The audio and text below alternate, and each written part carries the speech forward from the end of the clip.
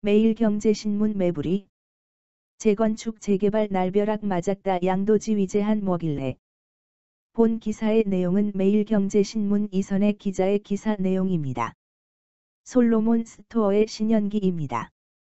본 내용이 좋다고 생각되시면 구독과 좋아요 눌러주시면 저에게 많은 격려와 힘이 되어 좀 더 좋은 내용으로 보답하겠습니다. 재건축 재개발 날벼락 맞았다 양도지 위제한 뭐길래. 재건축 재개발 조합원 지위 양도 제한 강화에 날벼락 맞은 재건축 재개발 소유자들. 안전진단부터 얼른 받아놓고 재건축 준비하자는 입주민들이 대부분이었는데 정책 발표 후 분위기가 싹 바뀌었어요. 안전진단 통과하면 이사 못 간다고 안전진단 신청하지 말자는 분들이 많아졌어요. 가뜩이나 재건축 시간이 오래 걸릴 텐데 재건축 시간만 더 길어질 것 같아요. 서울 동작구 준공 32년차 아파트 주민 A. 조합원 지위 양도 제한 걸리면 바로 거래 제한되는 건데 소유자에게는 심각한 재산권 침해 아닌가요? 앞으로 재건축 아파트는 입주 때까지 무슨 일 있어도 버티지 못하는 사람들은 현금 청산 당할 텐데 이럴 거면 누가 재건축에 투자하겠어요? 정부가 집값 잡겠다면서 아파트 실소유자들의 재산은 이렇게 침해해도 되는 건가요? 서울 반포 재건축 대상 아파트 주민 B. 재건축 재개발 조합원 지위 양도를 제한하는 시점을 현행보다 더 빨리 앞당깁니다.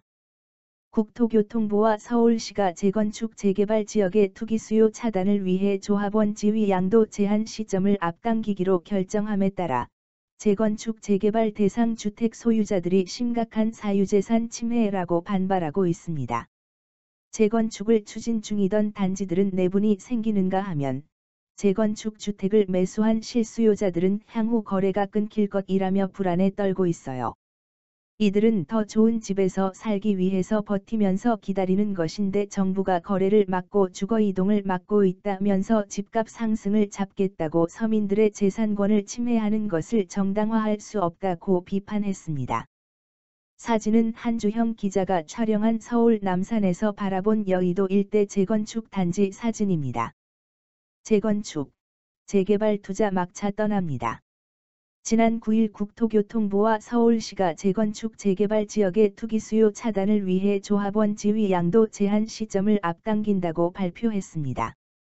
앞으로 투기과열지구 내 재건축 단지는 안전진단 통과 이후부터, 재개발 구역은 정비구역 지정 이후부터 시 도지사가 기준일을 별도로 정해 조합원 지위 양도 제한 시점을 앞당길 수 있도록 법 개정을 추진한다는 내용입니다.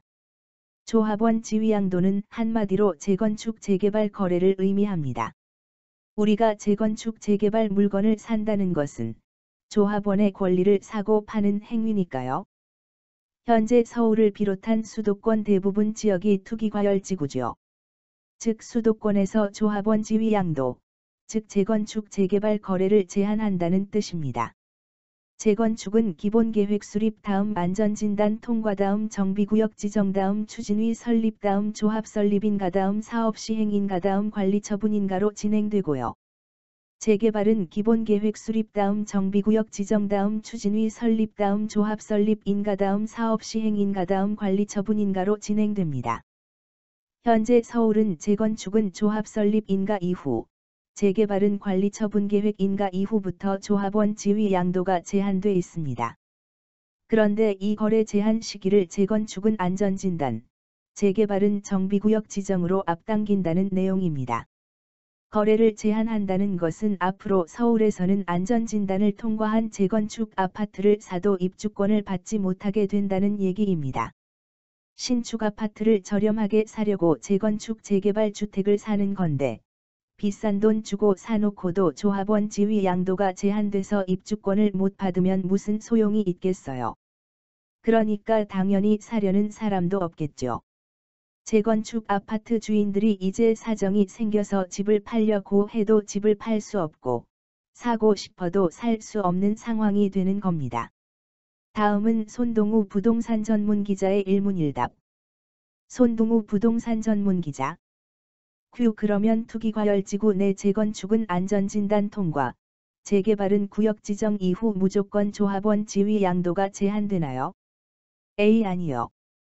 안전진단을 통과한 재건축 아파트와 정비구역 지정된 재개발 사업지에 한해 시도지사가 기준일을 지정한 경우에 조합원 지위 양도 제한 시기가 앞당겨집니다. 다만 국토교통부 장관이 기준일 지정을 요청하는 경우 시도지사가 이에 응해야 하는 규정도 있어요. 서울시 도시계획위원회가 기준일을 정하는데 모든 곳에 기준일을 설정하는 게 아니라 일부 지역만 기준일을 정하게 된다. 이게 서울시 설명이에요. 그러니까 안전진단 통과한 재건축, 정비구역 지정된 재개발 사업지 중에 시도지사가 별도로 또 지정한 경우 거래가 제한되는 거예요. 어떤 단지를 지정할지 모르니까 사업 초기 재건축 재개발 단지들은 거래가 제한될 위험이 계속 존재하는 겁니다. 기준일 자체를 지자체장 판단에 맡기겠다는 건데, 이러면 어떤 단지는 조합원 지위 양도가 금지되고, 다른 곳은 허용되는 상황이 펼쳐질 텐데요. A. 네, 이런 상황이 벌어집니다. 예를 들어 목동 내 단지와 5단지가 동시에 안전진단을 통과했는데 내 단지는 지위 양도가 되고, 5단지는 안 되는 상황인 거죠. 이러면 당장 규제를 받지 않는 정비사업장으로 단기적인 풍선 효과가 일어날 위험이 있습니다. 현재 조합 설립 전 추진위 단계인 재건축인 경우에도 조합원 지위 양도가 제한될 수 있나요? A. 네, 안전진단을 통과했기 때문에 지정 대상자가 될 수 있어요. 국토부와 서울시 관계자는 원칙적으로는 기존 규정을 적용받지만 투기 우려 등이 심할 경우 도시계획위원회를 열어 시점을 당길 수 있다고 밝혔습니다. 서울시가 기준일을 정하지 않은 재건축 재개발 사업지는요. A. 기준일을 정하지 않은 곳은 예전과 동일한 규정이 적용돼요. 즉 재개발은 관리처분 전까지 조합원 지위 양도가 가능하고 재건축은 조합 설립까지 가능합니다. 기준일이 지정되면 그 이후부터는 거래되더라도 매수자는 입주권을 갖지 못하고 향후 현금 청산 대상자가 되는 거예요.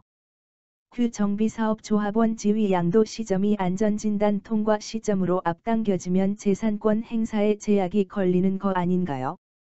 보통 재건축 안전진단에서 조합 설립까지 몇 년 정도 걸리나요? A. 네, 맞습니다. 팔지도 못하고 사지도 못하는 상황이 되는 거죠. 일반적으로 아무 문제 없이 진행될 때 5년 정도 걸린다고 하죠. 하지만 재건축 재개발은 주민 갈등 등 돌발 변수가 많아서 10년이 넘는 경우가 다반사예요.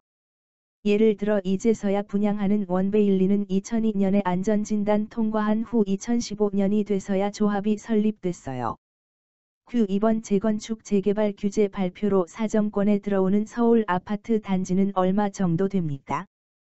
A. 매부리TV가 조사한 결과 재개발은 정비구역 지정에서 관리처분인가 사이인 단지가 서울에 100일 흔한 개인데 145개가 이번에 강화된 규제 대상이 됩니다.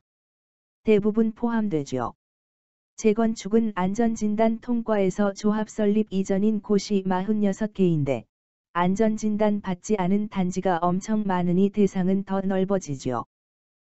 한 번 지정되면 사업 완료 시까지 조합원 지위 양도가 제한되나요? A. 안전진단 통과일. 안전진단 통과일 이후 정비계획 위반 전에 기준일을 정한 경우에는 기준일부터 2년 이상 정비계획 위반이 없는 경우, 정비구역 지정일부터 2년 이상 추진위 설립 신청이 없는 경우, 추진위 설립일부터 2년 이상 조합 설립 신청이 없는 경우에는 조합원 지위 양도를 허용해요. 지금도 조합 설립 이후 3년간 사업시행인가 미신청, 사업시행인가 이후 3년간 미착공 등에 해당할 때 전매 제한이 일시적으로 풀립니다. 하지만 토지거래허가구역에서는 위에서 설명한 예외, 거래 제한이 되지 않은 경우를 적용하지 않는다던데요. A. 내 조합원 지위 양도 제한 예외를 적용하지 않습니다.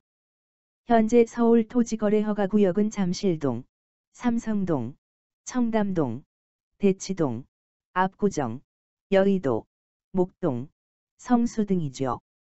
이곳은 2년 이상 정비계획 위반이 없는 등 조합원 거래를 허용하는 예외 상황일지라도 이를 인정하지 않고 조합원 거래를 제한한다는 뜻입니다.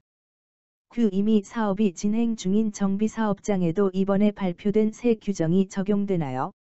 A. 네, 특히 조합이 이미 설립돼 사업이 한창 진행 중인 정비사업장까지 적용될 예정이라 소급입법 논란까지 불러올 전망입니다.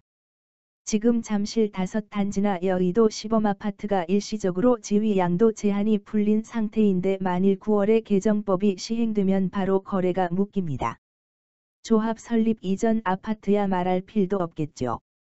잠삼대청 아벼목성의 주택을 구매하려면 매우 장기간 몸테크할 각오를 해야 할 것 같아요. 이번 규제가 시장 전체에 미칠 영향은요.